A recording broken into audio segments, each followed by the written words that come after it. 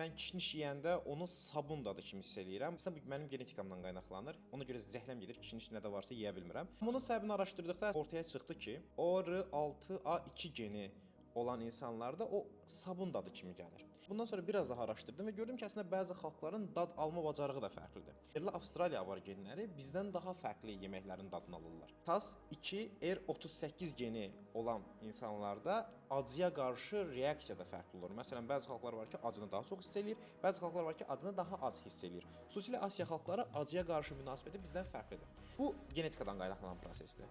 Bəziləri həqiqətən duzlu, bəziləri daha şirin, bəziləri isə yağın belə dadını hiss eləyə bilər. Yəni bu cəmiyyətlərə görə dəyişir, genetik variantlara görə dəyişir. Bunlar arasında qarışmalar çox olduqca həminki gen variantları da yayılmağa başlayır. Amma bizim dad almamız təkcə genetikamızdan qaynaqlanmır. Həmçinin doğulduğumuz cəmiyyətdən, hətta anamızın qidalanmasından da qaynaqlanır. Məsələn, bir uşaq Türkiyə cəmiyyətindədir, bir uşaq Azərbaycan cəmiyyətində və yaxud da ki, bir uşaq da Hindistan cəmiyyətində doğulubsa, Hindistan cəmiyyətindəki baharata qarşı daha həssas bir ağız dadına sahib olacaq təbii ki, çünki uşaqdan bəri bunu bir növ məşq elətdirir. Yəni bir növ ağız dadını tərbiyələndirir.